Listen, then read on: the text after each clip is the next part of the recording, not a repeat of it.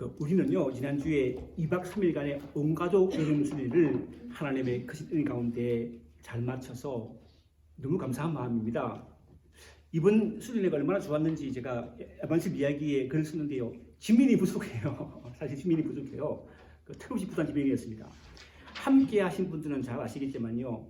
수련회장으로 출발하는 토요일 오전의 날씨가 운전하기 너무 좋았어요. 그냥 굉장히 뜨거웠는데요. 운전해 가는데 적당하게 구름이 겨워요. 아주 운전하기 좋은 날씨였습니다. 또 우리가 머물 숙소가 있는 오자고로 가지 않고 뮤지컬 공연하는 극장에 있는 브랜슨으로 갔는데요. 극장에 도착하자마자 저는요 극장 분명히 놀랐어요. 그게 큰 극장인지 몰랐어요.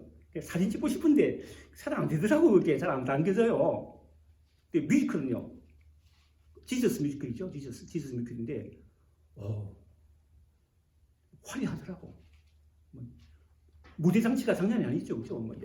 정면뿐만 양옆에도 막 무대 장치가 나오고요. 섬세한 무대 장치가 있고 또 많은 출연자들이 또 기도하면서 믿음으로 준비했다는 느낌이 들어요. 정말 세계적인 뮤지컬일 것 같아요. 우리 다 보고 눈물 흘리는 대로 감동을 받았습니다. 그렇죠? 뮤지컬이었습니다. 그리고 뮤지컬 공연을 보고 다시 차를 2시간 몰고 오작에 수석에 도착해보니요. 숲속에 있는 집으로 함께 간 1학년이 지내기에 딱 맞는 그런 아름다운 숲속에 있는 숙소였습니다. 편안한 곳이었습니다. 주일 오후에는 숙소 옆에 있는 호수에 가서 관광 유람선을 탔지요. 그때 총 1시간 반 정도 탔나요? 여러분들이 좀 길다고 말씀하시는 것 같은데 저는 좋았습니다. 저는요. 잔잔한 호수를 바라보며 6.25 호수를 바라볼 수 있어요. 잔잔한 호수를 바라보면서 또 숲속에 있는 집을 구경하는 게 정말 저는 혼자 있는 게 아니고 혼자 갔다면 외롭겠지. 근데 여러분들이 같이 있고 하니까 저는 너무 좋았습니다. 그뿐입니까? 이번 수련회는요 먹을거리가 풍부했습니다. 예선도 회원들이 많이 준비해가지고요 먹고 또 수다 떠는 게 좋았어요. 오늘도 남은 음식까지 먹죠? 어느 정도 남은 음식 먹죠? 그렇죠? 그래서 저는 아주 좋았습니다. 또 한 가지 좋은 것이 있었죠. 또 주일날 저녁에 함께 모여서 서로 기도 제목을 나누고 기도하는 것. 기도 제목이 나오니까 자기 속 사정을 이야기하잖아요. 그래서 좀 더 이해하게 되고 하나 되는 은혜를 체험하는 아주 좋은 시간이 되었습니다. 그렇죠? 또 예배 드릴 때도 여러분이 사실 또 달라지더라고요. 예배 드릴 때는 여러분이 또 수다 떨다가 예배 드릴 때는 주변을 정리하고 다 말씀 집중하는 것이 목회자로서 아주 기뻤습니다. 그렇습니다. 그죠? 그래서 이제 이번 수련회 은혜 받았는데 돌아오면서 그런 생각했어요. 천국이 그런 곳이겠구나 생각하면서 부분적이지만 천국이 그런 곳이다 생각하면서 우리가 체험한 은혜를 우리 가지 못한 미래의 형제들과 이웃들에게 나누어야 되겠다는 생각을 했습니다. 은혜 받아서 나누어야죠. 그 생각했습니다. 그런데 우리가 꼭 한 가지 기억해야 할 것이 있습니다. 그것은요. 은혜가 임한 뒤에는요. 시험이 온다는 거예요. 그래서 사도 바울도 성질로 생각하는 자는 뭐라고요? 넘어질까 조심하라고 했어요. 이제 내가 은혜 받고 내 믿음이 성장했다고 방심하는 순간 우리는 여러 가지 일로 시험 들 수 있다는 것입니다. 그렇다고 은혜 받은 우리에게 닥치는 여러 가지 시험을 두려워할 필요는 없습니다. 하나님께서 우리가 시험 당할 때 피하게 해주시고 능히 감당하게 하시기 때문입니다. 사도 바울은 고린도전서 10장 13절에서 이렇게 증거합니다. 사람이 감당할 시험 받기는 너희가 당한 것이 없나니 오직 하나님은 미쁘사 너희가 감당하지 못할 시험 당함을 허락지 아니하시고 시험 당할 즈음에 또한 피할 길 내사 너희로 능히 감당하게 하시니라 라고. 따라서 오늘 본문을 중심으로 은혜 받는 우리에게 닥쳐올 시험을 어떻게 이기고 믿음이 성장하여 하나님께 온전히 영광 돌릴 것인지를 함께 나누기를 원합니다. 단 한 장으로 되어 있는 유다서의 1절을 보면요. 저자인 자신을 소개하며 자신이 쓴 편지를 받는 사람들이 이렇게 언급합니다. 유다서의 1절을 보면요. 예수 그리스도의 종이요 야고보의 형제인 유다는 불심을 받은 자 곧 하나님 아버지 안에서 사랑을 얻고 예수 그리스도를 위하여 지키심을 받은 자들에게 편지하노라. 야고보 형제 유다는요, 예수 믿는 사람들에게 편지를 생각하면서 예수 믿는 그리스도인들은, 그러니까 우리들은요, 하나님의 부르심을 받은 자라고 합니다. 하나님의 부르심을 받은 자라고. 하나님의 부르심을 받은 우리는요, 하나님의 사랑을 받은 자라며 동시에 예수 그리스도의 보호를 받고 있는 자라는 거예요. 그러니까 예수 믿는 우리는요, 보통 사람이 아니라 아주 특별한 하나님의 사람이라는 거예요. 그런데 이러한 우리들이 마음에 새겨야 할 것이 있는데, 그것은요, 우리 주변에 이 특별한 우리를 이용하고 또한 넘어뜨리려고 하는 악한 것들이 몰려온다는 거예요. 예를 들어서 여러분의 집에서요, 아주 맛있는 불고기를 막 구운다고 생각해 보세요. 그럼 뭐가 날아오죠? 파리들이 막 날아오죠. 그죠? 벌레들이 날아오고요. 그렇죠? 이처럼 우리가 은혜 받은 하나님의 사람이면요, 악한 마귀가 알아차리고 우리를 공격해오는 것입니다. 바로 은혜 받은 초대교회의 성도들이 그러하였습니다. 영지주의라는 이단들이 예수 믿고 은혜 받은 그들을 믿음에서 넘어지게 하려고 공격한 것입니다. 그래서 유다는요, 초대교회 성도들에게 이렇게 경고합니다. 3절로 4절 말씀을 현대인의 성경으로 제가 읽어보겠습니다. 들어보세요. 사랑하는 여러분, 나는 우리가 함께 누리는 구원에 대하여 벌써부터 여러분에게 편지하려고 생각하던 중에 성도들에게 단번에 주시는 믿음을 위하여 힘써 싸우라는 편지를 써야 하겠다고 마음먹었습니다. 이것은 어떤 사람들이 몰래 여러분 가운데 끼어들어왔기 때문입니다. 그들은 경건치 않으며 하나님의 은혜를 악용하여 방탕한 생활을 하고 있는 우리의 유일한 주이신 주 예수 그리스도를 모른다고 딱 잡아떼는 사람들입니다. 성경은 그들이 받을 심판을 이미 오래전에 예언하였습니다 라고 했어요. 그 당시에, 초대교회 당시에요, 영지주의자들이 초대교회를 아주 어렵게 했는데, 영지주의라는 좀 어려운 말인데요, 플라톤 같은 철학자의 영향을 받아서 두 가지 잘못된 생각을 하고 있었습니다. 첫째는요, 정신과 물질의 이원론입니다. 정신과 물질 다르다는 거예요. 영지주의자들은 물질은 본래 악하고 영은 선하다고 주장합니다. 이러한 전절한 결과로 영지주의자들은 몸으로 행한 일들은 아무리 지독한 죄라 할지라도 아무런 의미가 없다고 생각합니다. 왜냐하면 실질 삶에 영적인만 존재하고 잘못 믿고 있기 때문입니다. 그렇죠? 우리는 그렇지 않죠. 우리 몸 행을 잘못하고 생각하죠. 둘째, 영지주의자들은 특정한 소수에게만 알려지는 더 높은 진리, 즉 향상된 지식을 소유하다고 주장합니다. 영지주의는요, 안다는 의미를 가진 헬라 그노시스라는 말에서 유래했는데, 영지주의자는 더 높은 지식을 소유하고 있다고 주장합니다. 그들은 그 지식은 성경에서 온 것이 아니라 더 높은 차후의 신비한 존재로부터 얻은 것이라고 주장해요. 영지주의자들은요, 자신들이 하나님에 대한 더 높고 깊은 지식을 소유하고 있기 때문에 다른 사람들보다 특별히 높은 계층이 있다고 주장해요. 그러니까 영지주의는요, 잘못된 기독교 이단입니다. 왜냐하면 우리는요, 어떤 지식을 깊이 알아서 구원받는 게 아니라 단순하죠. 구원받는 거. 어떻게 구원받습니까? 예수를 믿음으로. 간단해요. 모든 사람에게 주어진 구원입니다. 특별한 사람에게 주는 게 아니라는 거예요. 요한복음 3장 17절 말씀 보시면, 하나님이 세상을 이처럼 사랑하사 독생자를 주셨으니 이는 그를 믿는 자마다, 그렇죠? 믿는 자마다 멸망치 않고 영생을 얻게 하려 하십니다. 이러한 복음이 분명하게 전해졌음에도 불구하고 영지주의자들의 가르침이 협력되어 넘어가는 그리스도를 향해 야고보 형제들은 이렇게 권면합니다. 17절 말씀을 보면요, 오늘 보면 17절 말씀이죠. 사랑하는 자들아, 너희는 우리 주 예수 그리스도의 사도들이 미리 한 말을 기억하라. 현대인의 성경을 보면요, 사랑하는 친구들이요, 우리 주 예수 그리스도의 사도들이 했던 말을 기억하십시오. 그 다음에 사도들이 어떤 말을 했습니까?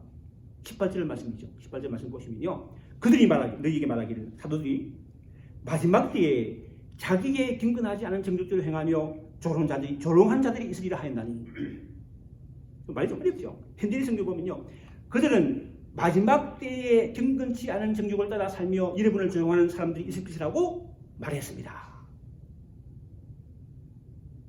마지막 때가 되면 하나님의 비웃고 교역하며 제멋대로 행동하며 경건하게 신앙생활하는 사람들, 우리들을 조롱하는 거짓 교사들이 있을 것이라고 하는 것인데, 이런 자들은요, 이어지는 19절 말씀처럼 분열을 일으키는 자며 육에 속한 자며 성령이 없는 자들인 것입니다. 그러므로 우리는 이러한 거짓 선지자들, 거짓 교사들의 가르침과 유혹에 절대 넘어가서 안 된다는 거예요. 우리 분열하는 사람은 안 된다는 거예요. 분열하는 건 안 된다는 거예요. 우리 주 안에 사니까. 그렇다면 우리의 믿음을 이런 공격에서 어떻게 지켜야 할 것인가? 그런 한번 본문 말씀을 살펴 보기를 원하는 것이죠. 우리의 믿음을 지키기 위해서는 첫째, 지극히 거룩한 믿음 위에 자신을 세워야 합니다. 20절 초반절 말씀이죠. 사랑하는 자들아, 너희는 너희의 지극한 믿음 위에 자신을 세우며. 이 구절에서 말하는 믿음은 복음을 가리키는데, 복음이 거룩한 것은 하나님께로부터 부득된 것이기 때문이며, 거룩한 믿음 위에 자신을 세운다는 것은요, 사도들을 통해 전해받는 복음을 잘 받고 연구하여서 초대신 그리스도 안에서 뿌리를 내어 공동체가 영적으로 성숙해져 가야 함을 의미하는 것입니다. 그러니까 예수 믿는 공동체가 된 우리들이 복음 바탕으로 영적으로 성숙해져 가야 하는 것입니다. 이러한 영적 성숙을 이루기 위해 사도 바울은요, 골로새서 2장 6절로 7절에 이렇게 말했습니다. 그러므로 너희가 그리스도 예수를 주로 받았으니 그 안에 생활에 그 안에 뿌리를 박으며 세움을 받아 교훈을 받은 대로 믿음의 굳게 서서 감사함을 넘치게 하라. 사랑하는 성도 여러분, 우리는 그리스도 예수를 주님으로 받은 사람들이므로 계속 예수님 안에서 사십시다. 예수 그리스도를 기초로 우리 인생을 건설하며 날마다 주님의 가르침을 받은 대로 믿음에 굳게 서서 감사 넘치는 생활을 하심으로 하나님의 사람으로 세워져가는 저와 여러분들에게 바랍니다. 우리의 믿음을 어떻게 지키느냐? 둘째, 성령으로 기도해야 합니다. 20절 하반절 말씀이죠. 성령으로 기도하며. 우리는 기도를요, 내가 원하는 것을 구하는 것이라고 생각하기 쉽습니다. 물론 우리는 우리 필요를 구하는 기도를 드립니다. 그죠? 좀 필요하면 구해야죠. 주님께서 구하라, 그럼 주실 것이요. 찾으라, 찾을 것이요. 두드리라, 그러면 너희 열릴 것이니 구하는 이마다 받을 것이요, 찾는 이에게 찾아낼 것이요, 두드리는 이에게 열릴 것이라고 하시기 때문입니다. 우리가 건강하게 살기 위해서 기도하고, 우리 어린 자들이 믿음으로 잘 자라기를 기도하고, 청년된 우리 청년된 자녀들이 잘 생활을 기도해야죠. 기도합니다. 근데 기도의 진정한 의미는 지난 수련회 중보기도 시간에 함께 나눴던 것은 하나님과의 대화라는 거예요. 기도를 통해 하나님과 대화함으로 나의 필요를 구할 뿐만 아니라 나를 향한 하나님의 뜻을 깨달을 수 있기 때문입니다. 이와 같이 하나님과 대화하는 기도를 하기 위해서는 우리는 성령으로 기도해야 한다. 왜? 성령께서 친히 우리 기도를 인도하여 주시기 때문입니다.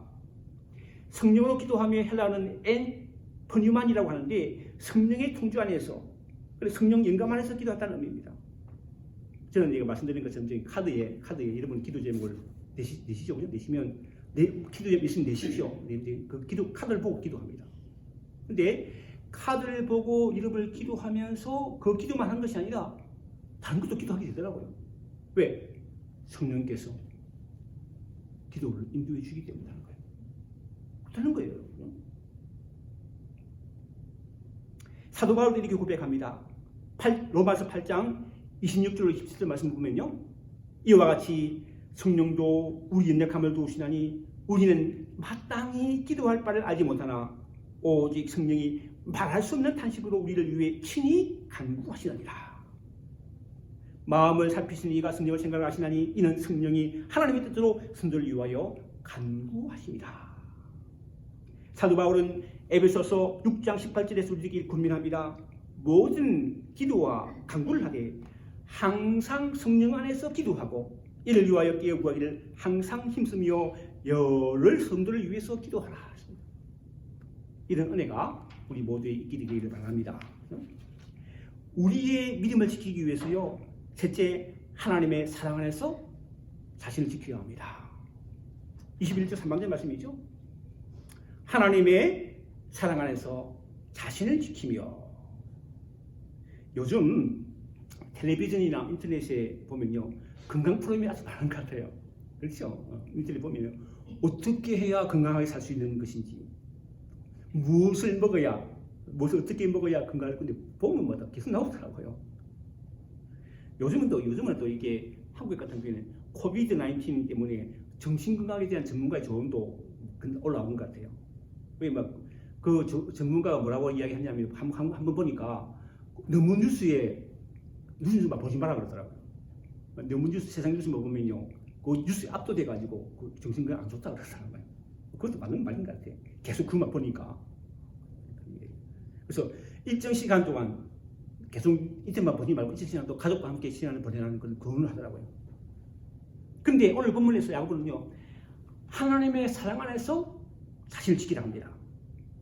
쉽게 말하면요, 나를 향한 하나님의 사랑을 깨닫고 그 사랑 안에서 계속 머물라는 것입니다. 오늘 아침에 제가 잠을 좀 새벽에 좀 일찍 깬 것 같아요. 그래서 말씀을 묵상해서 자다가 하나님 나를 사랑하신다. 하나님이 세상을 이처럼 사랑하사. 그 말씀 묵상하면 잠깐 누워 있어서 너무 일찍 일어나면 피곤하니까.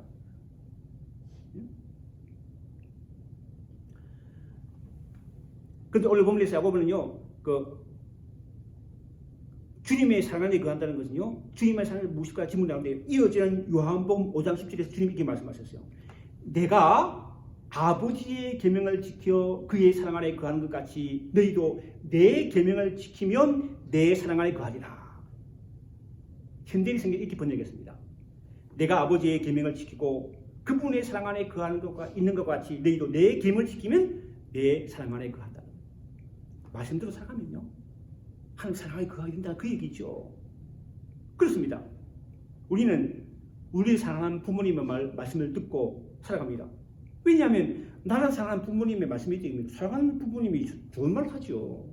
보통 경우에, 정상적인 경우에. 그렇죠. 부모님 말씀 들어도 살아가는 거죠. 이처럼 우리를 사랑하는 주님이 우리에게 주신 말씀, 즉 계획을 지킬 때 우리는 주님의 사랑 안에 거하게 되고 결론적으로 하나님의 사랑 안에서 우리를 지키게 된다는 것이죠. 우리의 믿음을 지키기 위해 넷째, 예수 그리스도의 긍휼을 기다려야 합니다. 21절 하반절로 23절 말씀까지 읽어보면요, 영생에 이르도록 우리 주 예수 그리스도의 긍휼을 기다리라. 어떤 의심하는 자들 긍휼히 여기라. 또 어떤 자를 불에서 끌어내어 구원하라. 또 어떤 자를 그 육체로 더럽힌 옷까지도 미워하되 두려움으로 긍휼히 여기라. 탈무드에 이런 이야기가 나와요. 어느 날 아버지가요, 아들에게, 아들아, 옆집에 가서 낫을 좀 빌려오더라. 낫이 필요하다, 이게 말했습니다. 근데 아들이 집에 가서 낫을 빌려달라 했어요. 옆집에서 낫을 안 빌려줬어요. 있는데도 안 빌려줬어. 그래서 아들이 아버지에 가서 옆집에서 낫을 빌려줄 수 없습니다라고 말했습니다. 그리고 며칠이 지나서 낫을 빌리러 갔던 그 집에서 낫을 빌리러 왔어요. 여보게, 추수할 곳이 많아서 낫이 좀 필요하다니 낫을 좀 빌려주게나. 그랬더니요, 아버지가 선뜻 빌려주는 거예요. 예? 그래서 그 아들이 아버지에게 이렇게 물었습니다. 아버지, 며칠 전에 저 집에 낫을 빌리러 갔지만 빌려주지 않았어요. 그런데 왜 아버지는 빌려주셨어요? 그때 아버지가 이렇게 이야기합니다. 저 집에서 빌려주지 않았다고 우리도 빌려주지 않으면 그것은 복수다. 저 사람들이 낫이 필요하여 찾아왔을 때 너는 빌려주지 않았지만 나는 빌려주겠어라고 이야기하면서 빌려주는 것은 정오란다. 그러나 그들을 당하겠다는 것을 다 잊어버리고 과거와는 상관없이 상대방이 필요하니까 빌려준다는 마음으로 빌려주는 것은 긍휼이란다. 이렇게 말하는 거예요. 이처럼 긍휼이라는 말은요, 복수나 정의에 반대되는 사랑과 용서와 관용의 마음이라는 거예요. 다윗은 시편 103편 13절에서 아버지가 자식을 긍휼히 여김같이 여호와께서는 자기를 경외하는 자들을 긍휼히 여기시느니라. 이사야서 49장 50절에서 여인이 어찌 그 젖먹는 자식을 잊겠으며 자기 태에서 난 아들을 긍휼히 여기지 아니하겠느냐. 그들은 혹시 잊을지라도 나는 너를 잊지 아니할 것이다. 그렇습니다. 하나님은요, 우리 모두를 긍휼히 여겨주세요. 그렇습니다. 잘못해도 그냥 긍휼히 여기시나요? 그 증거는 뭡니까? 십자가죠, 십자가. 하나님 예수께서 십자가에서 죽으셨다는 건요, 우리를 긍휼히 여기시는 아주 분명한 증거인 줄 믿습니다. 예수님의 십자가를 통한 하나님의 긍휼을 마음에 새기며 우리 형제와 이웃을 긍휼히 여기며 살아가는 저와 여러분 모두가 되기를 주님으로 축원합니다. 아버지 하나님, 지극히 거룩한 믿음에 우리 자신을 세우며 성령으로 기도하게 하시며 하나님의 사랑에서 자신을 지키게 하시고 예수 그리스도의 긍휼을 기다리며 긍휼을 베풀며 사는 죄를 되도록 축복해 주옵소서. 예수님의 이름으로 기도하옵나이다. 아멘.